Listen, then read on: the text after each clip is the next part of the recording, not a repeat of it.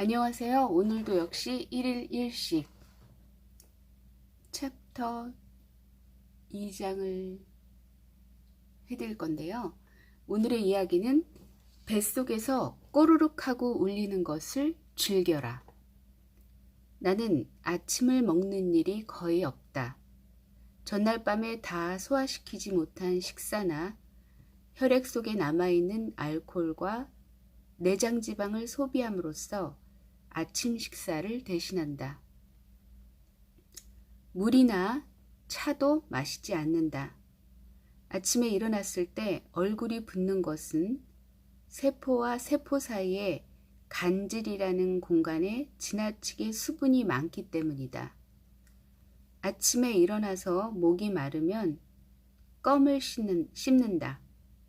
그러면 타액이 나와 목을 축일 수 있으므로 출근 전까지 붓기가 빠진다. 근데 저희는 그 침뜸을 공부하셨으니까 제 경험상으로는 수구혈 그쪽 부근을 자극시키시면 침샘에서 침이 솟아오르거든요. 저는 이제 예전부터 이렇게 갈증이 났을 때 사실 물을 쉽게 마시기가 어렵잖아요. 우리처럼 출산 경험이 많으신 분들, 출산 경험이 있으신 분들, 그런 분들은 사실 물을 그렇게 쉽게 마실 수가 없어요.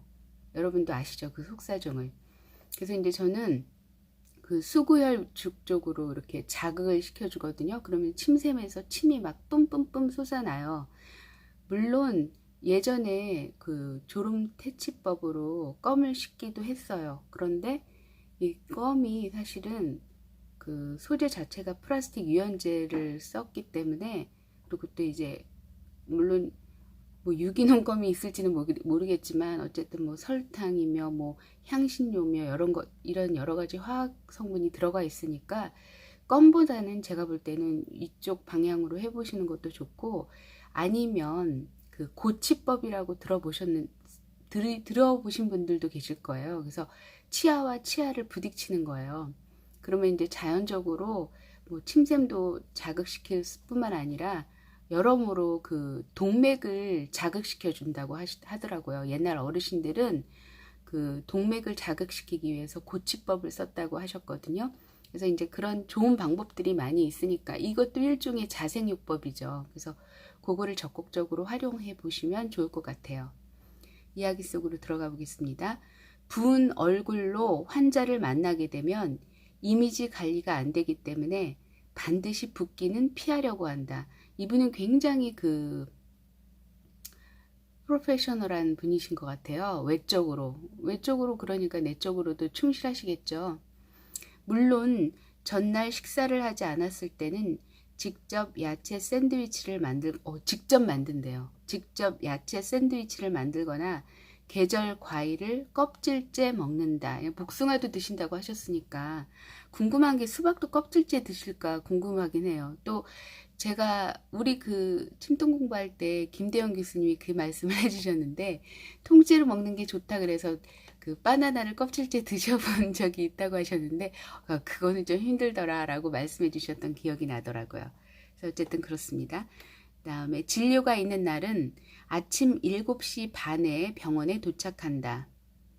저녁 6시까지 외래, 수술, 회의 등을 하며 일을 하지만 그동안에는 긴장하기 때문에 배가 고플 일이 거의 없다. 그래도 역시 저녁이 되면 뱃속에서 꼬르륵 하고 소리가 난다. 근데 여기서 그러셨죠. 그 챕터 첫 장의 제목이 뱃속에서 꼬르륵 하고 울리는 것을 즐겨라. 뱃속에서 꼬르륵 하고 소리를 내는 것은 공복을 알리는 신호인데, 그렇다고 해서 서둘러 식사를 해서는 안 된다. 대부분 이러죠. 대부분. 그러다 보니까 굉장히 포만감을 넘어선 폭식을 하는 경우가 많죠. 저도 이런 경험은 있거든요. 그럴 때 이제 장이 꼬입니다. 아시죠? 경험이 다 있으시죠? 잠시 이 꼬르륵 소리가 나는 시간을 즐기는 것이 좋다. 이때야말로 생명력 유전자 중에 하나인 시루트인, 장수 유전자가 발현하고 있기 때문이다. 그러니까 뱃속에서 꼬르륵 꼬르륵 소리가 난다. 그럼 시루트인 유전자가 지금 엄청 뽐뽐뽐 샘솟고 있구나. 즐기시면 돼요.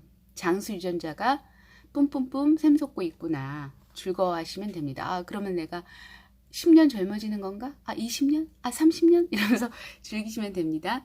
이 유전자가 발현될 때 나는 몸 전체를 스캔하여 망가진 곳을 회복시키고 젊고 건강해지고 있다는 이미지를 연상하려고 한다 그랬는데 이게 연상요법이잖아요. 그리고 제가 요번에 심리학에 관련된 책을 가볍게 읽으면서 생활 속에서 실천할 수 있는 것들이 몇 가지 있어서 그 책을 제가 구입을 했거든요.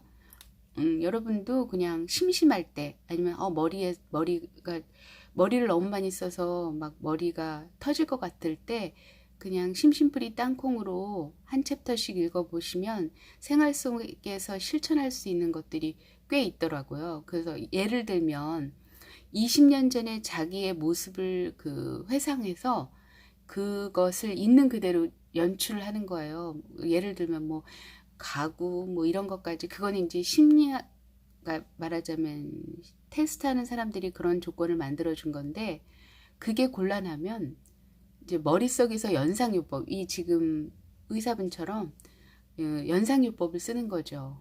아, 내가 지금 어떨 거다라는 거. 과거에 나의 가장 찬란했던 부분들을 회상하시는 것도 나쁘진 않을 것 같아요. 그래서 그 순간을 캐치하셔서 그거를 막 머릿속에서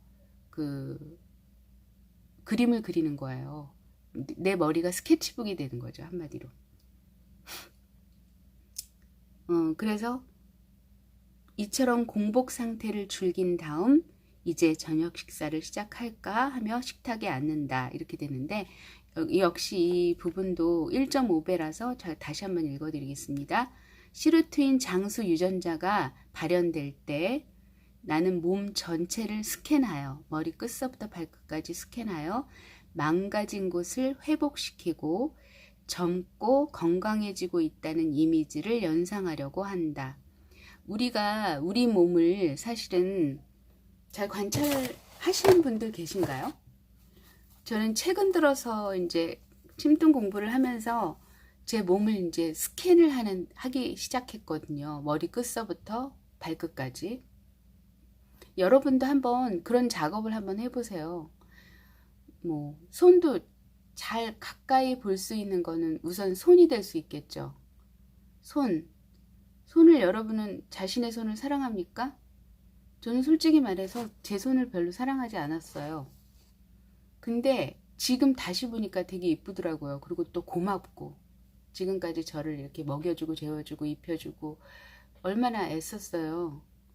그냥 아무 불평불만 없이 너무 사랑스럽더라고요.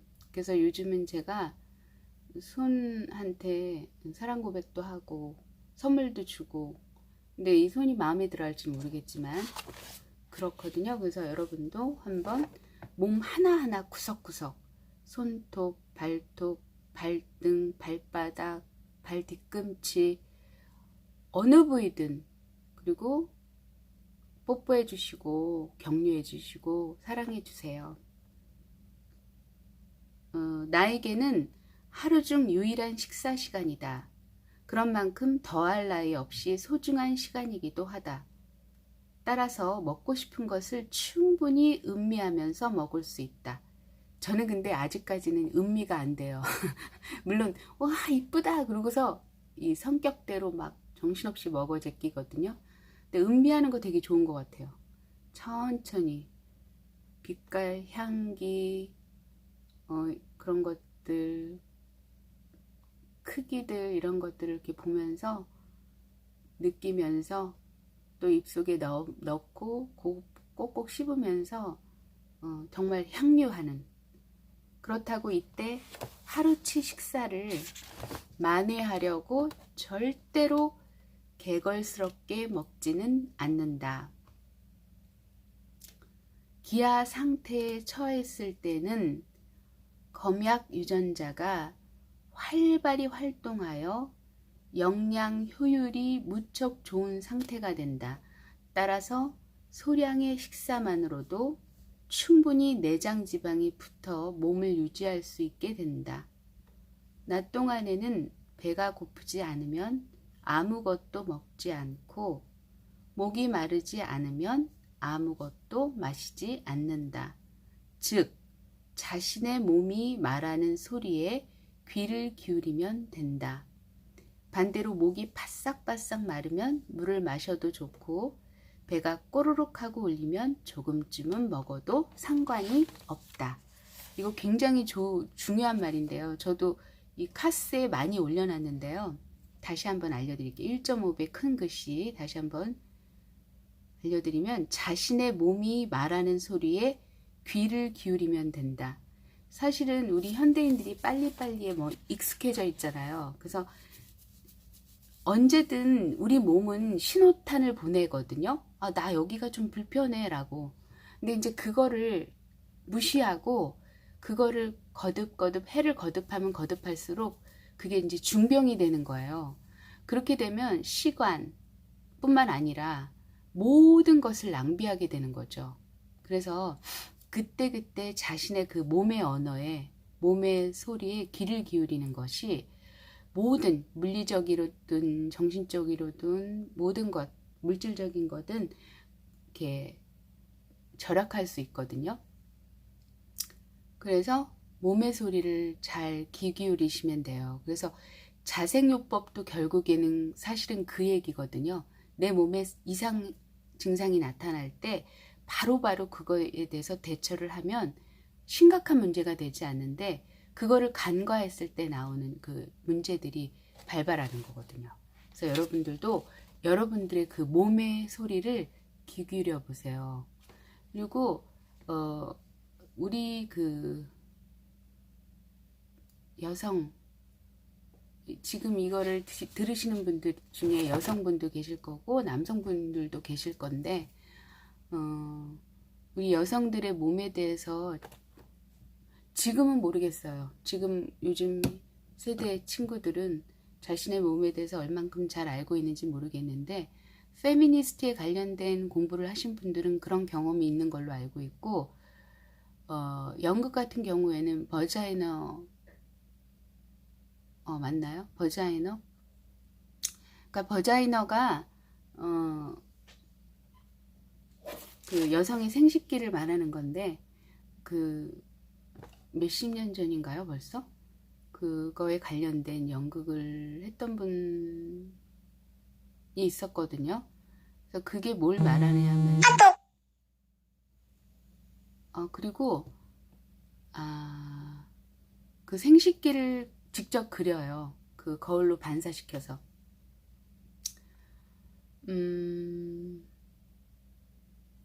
그런 작업들이 사실은 이제 자기의 그 신체를 사랑하는 저는 시작이라고 생각하거든요. 그래서 옛날에 그 책 네 방에 아마존을 키워라였나? 그것도 굉장히 재밌는 이야기인데요.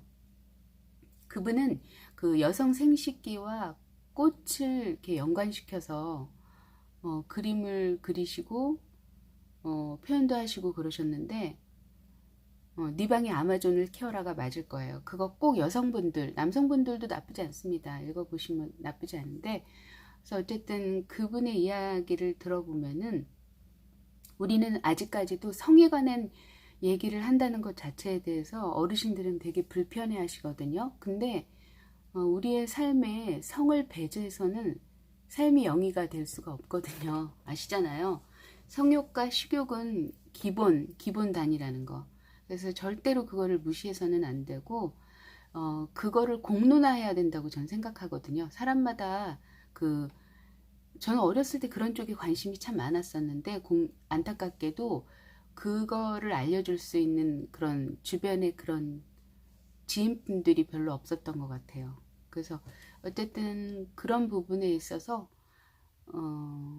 언제든 얘기할 수 있는 그런 사회적인 분위기가 된다면 뭐 요즘 엠번방이라든가 뭐 정말 말도 안 되는 사건 사고들이 많이 터지는데 아마도 제가 볼 때는 그런 음적으로 발달이 안 되면, 그러니까 이렇게 공론화되고 그 얘기를 하게 되면 그런 일들은 절대로 일어나지 않을 것 같아요. 그렇습니다. 그 다음에 두 번째 챕터로 넘어가면 공복에 차나 커피를 마시면 안 된다.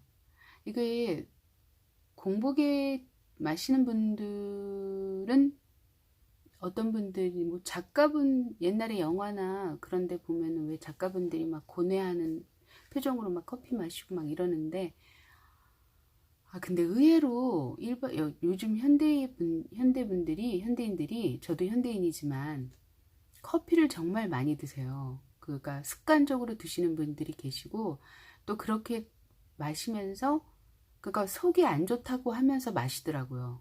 그러니까 그런 부분에 있어서는 좀 스스로 나를 위해서 그 절제하는 게 저는 너무 필요하다고 보거든요. 근데 저 같은 경우는 굉장히 예민한 스타일이어가지고 그러니까 낮에 커피를 마셔도 잠을 못 자더라고요. 그 심장이 벌렁벌렁 뛰고 그리고 그날은 정말 잠을 제대로 못 잔 날은 그 다음날이 너무나 피곤해요. 머리가 몽롱하고 그래서 저는 커피를 안 마신 지 꽤 됐습니다. 아이들 키움 그 전부터도 커피를 별로 좋아하지 않았어요. 근데 지성인의 심볼이 커피였잖아요. 근데 저는 지성인이 아니었나 봐요. 그래서 어쨌든 커피를 가까이 하지 않았습니다. 블랙커피든 무슨 커피든 뭐 더치커피든 저는 아무튼 예민한 관계로 커피를 가까이 하기엔 너무만 당신이었어요. 자, 두 번째 챕터 넘어갑니다. 그 공복에 차나 커피를 마시면 안 된다. 공복에 차나 커피를 마시고 몸 상태가 나빠진 적은 없는가? 특히 차를 마시는 것이 건강에 좋다고 생각하는 사람이 많다.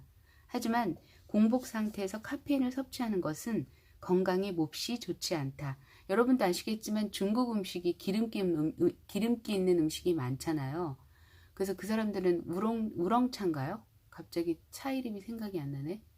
그래서 아무튼 차를 굉장히 많이 즐기는데 그 사람들은 기름기 있는 음식을 먹기 때문에 어떻게 보면 자연스러운 현상이고 저 같은 경우는 기름기 음식을 좋아하지 않습니다. 흡수율도 떨어지고 거북살스럽고 일단은 몸이 그걸 받아주지 않기 때문에 특히 육류라는 이런 것들. 근데 코코넛 오일은 저는 괜찮더라고요. 먹는 거, 입는 거, 아니 먹는 거, 바르는 거를 좀 많이 하는데 저는 이제 얼굴에도 가끔 로션 대신에 바르는데 느낌이 참 좋아요. 여러분도 한번 해보세요. 저는 요즘 경계선을 없애는 거 그런 작업에 힘쓰고 있어요. 그러니까 먹는 거에서만 국한을 두지 않고 먹는 것을 때로는 바르기도 해요. 예를 들면 지금 제가 자연 염색을 하는 과정인데 아직 3개월이 되지 않았어요. 6월 정도 돼야지 3개월로 접어드는데 한 2개월 지금 넘었는데 보니까 비교적 자연스럽게 염색이 됐거든요. 그 염색 방법은 이제 카스에도 올려드릴 거긴 한데 잠깐 말씀을 드리면 커피, 시중에 파는 커피 있잖아요. 그냥 커피, 인스턴트 커피, 프림이 들어가지 않은 그냥 커피를 미지근한 물에 희석시키는 거예요. 녹이셔서 충분히 녹이는데 걸쭉할 정도면 좋겠죠. 그래서 흘러내리지 않게 머리에 염색을 할 거니까. 그리고 그 상태에서 소금을 넣고 소금 한 꼬집 넣으시고 그 다음에 저는 이제 코코넛 오일을 넣거든요. 근데 코코넛 오일이 없으신 분들은 그냥 드시는 오일 넣으셔도 돼요. 익스트라 버진 오일도 상관이 없고요.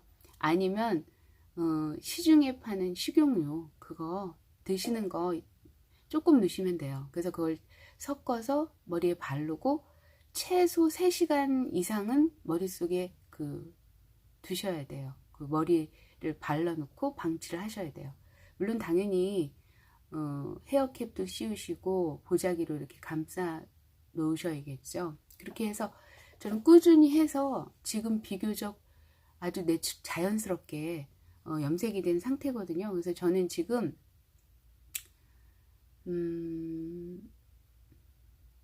보더라인, 아웃 오브 보더라인. 그러니까 경계선을 지금 허무는 작업들을 많이 하고 있습니다. 여러분들도 한번 해보세요. 나쁘지 않습니다. 머릿결도 되게 좋아졌어요. 미용실에서 하는 거나 아니면은 염색약, 일반 시중에서 파는 염색약을 쓰면요, 일단은 머릿결이 엄청 손상이 되고 뿐만 아니라 시력 저하에 지대한 영향을 미친다는 사실을 잊지 마시고 한번 실천해 보시면 좋겠습니다. 그 다음에 이야기 속으로 들어가면요, 카페인은 알칼로이드의 일종이다. 알칼로이드란 니코틴이나 코카인, 모르핀 등에도 포함되어 있는 마약 성분으로 부교감신경을 자극하는 작용을 한다. 부교감신경의 역할은 그거잖아요. 릴렉스한 거. 사람을 이렇게 편안하게 하는 거. 근데 그거를 자극시킨다는 거죠. 즉 카페인이 함유된 커피나 녹차, 홍차는 모르핀 등의 마약과 같은 작용을 한다. 공복 상태에서 진한 커피를 마시면 구토나 현기증이 생길 수도 있고 또 설사를 일으키거나 침이 나올 수 있다. 부교감 신경을 자극하는 작용을 하기 때문이다. 자연계 동물이 커피 열매나 찻잎을 계속 먹으면 그 식물은 멸종한다. 그래서 그 식물들은 구토를 유발하도록 독을 갖게 된 것이다. 그것이 카페인이다. 인간은 배가 부를 때 졸음을 퇴치하기 위해 그 독을 마심으로써 부교감 신경을 자극하는 것이다. 배가 찬 상태라면 모를까. 이처럼 독성이 강한 카페인을 공복 상태나 밤에 마시는 것은 몸에 해롭다. 그러니까 막 여러 잔을 드시고도 잠을 잘 드신다는 분들 보면은 와, 굉장히 그 신경이 둔하신 거예요. 그러니까 그게 마모가 된 것 같아요. 제가 볼 때. 차 속에는 탄닌도 들어있다. 덧붙이자면 탄닌의 탄은 무두질하다라는 의미를 갖고 있다. 옛날에는 가죽을 무두질하는 데 사용하였다. 즉, 질긴 단백질을 변형시키는 성질을 갖고 있는 것이다. 왜 이처럼 독이라고 할 수 있는 성분이 차에 들어있는 것일까? 이는 차나무가 살아남기 위한 방어 작용인 것이다. 찻잎에는 잎마리 나방이라는 나방의 유충이 붙어 왕성하게 잎을 뜯어먹는다. 차나무도 나방의 유충에게 계속 뜯어먹히기만 한다면 금세 시들 것이다. 그래서 나방의 유충에게 소화흡수 장애를 일으키게 하려고 탄닌이라는 독성 물질을 갖게 된 것이다. 차 이외에 탄닌을 갖고 있는 식물로는 감과 바나나가 있다. 열매가 익기 전인 파란 상태에서는 벌레나 동물에게 먹히지 않으려고 탄닌의 양을 매우 많이 갖고 있다. 하지만 열매가 익어가면 탄닌의 양이 확 줄어들어 눈에 띄는 빨간색이나 노란색이 된다. 그런 다음에 좋은 향과 달콤한 맛으로 자, 나를 먹고 씨를 멀리 옮겨주세요 라고 호소하는 것이다. 이처럼 자연계는 놀랍도록 잘 만들어져 있다. 이 자연계뿐만이 아니고 사실은 이제 카스에서도 제가 올려드렸는데요. 우리 몸이 엄청 신비롭습니다. 평생을 우리 몸에 대해서 연구하고 관찰하면 해도 사실은 이 신비를, 이 베일을 다 벗길 수는 없을걸요. 그래서 저는 여러분께 꼭 말씀드리고 싶은 거는 몸을 한번 관찰해 보시고 연구해 보시고 공부해 보시면 엄청난 것을 그 신비한 그 비밀의 베일을 조금씩 그 벗겨가는 과정들이 너무나 재밌고 신비롭습니다. 그래서 여러분들도 한번 연구해 보세요. 되게 재밌어요. 식후에 차를 마시면 속이 개운해지고 포만감이 완화된다는 것은 이 같은 탄닌의 작용으로 소화관의 점막이 변성을 일으켜 소화흡수 장애를 일으키기 때문이다. 술을 마실 때 감을 먹으면 취하지 않는 것도 같은 원리이다. 참고하세요. 술을 마실 때 감을 먹으면 취하지 않는 것도 같은 원리다. 이 양반이 1.5배 크기로 했던 것은 탄닌의 작용으로 소화관의 점막이 변성을 일으켜 소화흡수 장애를 일으키기 때문에 포만감이 완화가 되는 거라는 부분을 1.5배 확대했고요. 그 그리고 술을 마실 때 감을 먹으면 취하지 않는 것도 같은 원리. 식물이 자신을 보호하기 위한 독을 인간은 약으로 이용하고 있는 것이다. 우롱차, 우롱차 나오네요. 우롱차도 마찬가지다. 우롱차가 기름진 중화 요리에 잘 어울리는 것은 소화흡수 장애를 일으키는 성질이 있기 때문이다. 여기서 주의해야 할 점은 독성 성분을 함유한 차나 커피를 한창 자라나는 아이들이 마시게 해서는 안 된다는 점이다. 카페인에 중독될 뿐만 아니라 소화흡수 장애, 영양 장애를 일으킬 가능성이 있기 때문이다. 소화기가 약해진 노인의 경우에도 입안을 헹구기 위해 차를 마시는 정도로 해야지 너무 빈번하게 마시는 것은 좋지 않다. 그래도 차가 마시고 싶을 때는 카페인이 들어있지 않은 보리차나 우엉차를 마시자. 제가 요번에 우엉을 차가 아니라 효소를 담궈봤는데 두 개 다 좀 실패를 했어요. 흰 곰팡이가 폈는데 어떤 분은 그거 걷어내서 음식 만들 때 효소니까 다 설탕 대용으로 써도 괜찮다라고 하셔서 아직은 버리지 못하고 있기는 한데 써보지는 못했네요. 근데 약간 시큼하더라고요. 그 효소 자체가 그런 거니까, 발효된 거니까. 우엉 속에 들어있는 사포닌은 지방을 중화시키는 작용을 한다. 필요한 전분이나 단백질은 제대로 소화 흡수시키고 여분의 콜레스테롤만 중화시켜 체외로 배출하는 것이다. 또한 혈액 속에 들어갔을 때 혈액 속에 악한 콜레스테롤을 중화시켜 체외로 배출시키는 무척 이상적인 음료라고 할 수 있다. 환자나 한창 성장하는 아이에게도 안심하고 먹일 수 있으며 비만인 사람에게도 효과가 좋은 차다. 예전에 많이 나왔었죠. 우엉차. 다이어트 효과에 좋다. 뭐 이런 얘기. 우엉차의 주 성분은 폴리페놀이다. 보통 폴리페놀은 레드와인에 풍부하게 함유된 성분으로 건강에 좋다고 잘 알려져 있다. 레드와인이 주목을 받게 된 이유가 프랑스 사람들은 육류나 유제품 같은 고지방 식품을 많이 섭취한다. 그럼에도 프랑스에는 심장질환에 걸릴 확률이 낮다는 프렌치 패러독스라는 현상이 나타났는데 그 원인이 레드 와인에 있다고 보고되었다. 이거 옛날 얘기죠, 다. 항산화 물질인 레스베라트롤은 레드 와인의 주 원료인 포도 껍질 속에 포함된 폴리페놀의 일종으로 혈청 콜레스테롤 수치를 낮춰주며 인체에 매우 이롭다는 사실이 연구조사에서 밝혀졌다. 한편 연구 결과에서 우엉에 함유된 폴리페놀은 모든 식물 중에서도 최강이라는 사실이 입증되었다. 자, 우엉에 함유된 폴리페놀은 모든 식물 중에서도 최강이라는 사실이 입증이 됐다고 하네요. 그래서 아니면 우엉을 그냥 자주 드시는 것도 방법일 수 있는 게 우엉이 정말 맛있거든요. 저는 김밥에 우엉을 엄청 넣어요. 그래서 남편이 그걸 되게 질색하는데 저는 개인적으로 우엉 너무 좋아해요. 근데 어렸을 때 친정이나 시댁이나 우엉을 잘 안 하시더라고요. 근데 저는 개인적으로 우엉을 엄청 좋아합니다. 우엉 정말 맛있어요. 고소하고. 그러니까 제가 좋아하는 게 고사리 같은 거.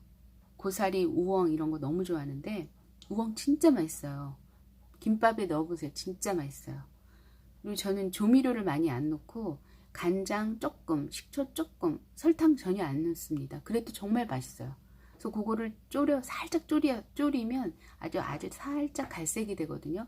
그래서 그걸 갖다 이렇게 당근도 넣고 단무지 넣고 그리고 이제 햄은 살짝 뜨거운 물에 살짝 넣었다가 빼시면 돼요. 그렇게 해가지고 김이랑 그다음에 달걀 지져서 부침 만들어서 그 밑에다 깔아가지고 진짜 맛있어요. 군침 도네요. 그렇습니다. 제가 김밥을 말면 그거를 잘 못해요. 조절을 못해요. 제가 좋아하는 걸 조절을 못해요. 그래서 진짜 한 2줄 이상을 먹어본 적도 있어요. 그런 거 김밥 먹으면 살짝 그래서 모든 식물 중에서도 최강이라는 사실이 입증되었다. 이렇게 됐고요. 예를 들어서 똑같이 폴리페놀이 함유된 포도나 사과는 흙 속에 묻으면 즉시 썩어버린다. 하지만 우엉은 흙 속이라는 무척 가혹한 환경에 묻혀 있어도 썩지 않는다. 근데 우엉뿐만 아니라 연자육도 그럴 것 같아요. 연자육. 저는 요즘 연자육도 가끔 먹는데요. 그만큼 우엉 껍질 속에 함유된 폴리페놀은 강력한 항균, 항충 작용은 물론 뛰어난 항산화 작용, 그리고 흙 속에서도 상처를 치유하는 효과를 갖고 있다. 상처가 있으신 분들은 우엉조림 많이 해서 드세요. 되게 간단합니다. 그냥, 그리고 껍질 절대 벗기지 마시고 이렇게 약간 좀 뻣뻣한 수세미 있잖아요. 그걸로 살살살살 이제 닦아주시고 흙만 떨구시면 돼요.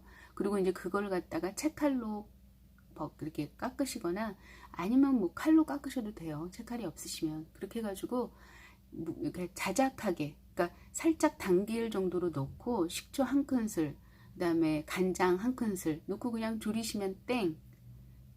오이 기름을 좀 넣어주시면 매끈매끈해서 좋거든요. 그래서 그렇게 한 큰술씩 해가지고 하시면 정말 맛있습니다. 그래서 그렇게 뛰어난 항균, 항충 작용을 한다니까 잘 맛있게 드세요. 흙 속에서도 상처를 치유하는 효과를 갖고 있고요. 그래서 나는 목이 마르면 일상적으로 우엉차를 마신다. 다음은 가정에서 쉽게 우엉차를 만들 수 있는 방법이다. 만드는 법이 어렵지 않으니 꼭 한번 만들어 보기 바란다. 1번, 우엉의 흙을 털어내고 잘 씻어 껍질째 얇게 깎는다. 물에 닿지 않게 그대로 신문지에 펼쳐 반나절 정도 햇볕에 말린다. 여름에는 2-3시간이면 족하다고 합니다. 3번째, 프라이팬에 기름을 두르지 않고 10분 정도 천천히 볶는다. 4번째, 연기가 나기 직전에 불을 끄고 그대로 차 주전자에 넣고 끓인 물을 따르면 완성이다. 되게 간단하죠? 한번 해보세요. 저도 한번 도전해 보겠습니다. 여러분, 오늘도 즐거운 하루 되시고요. 꼬르륵 꼬르륵 하는 그 소리를 즐기는 오늘 하루가 되시길 바랍니다. 그리고 여러분 하시는 일에 즐거움이 가득하시길 바랍니다. 감사합니다. 오늘 좋은 하루 되세요.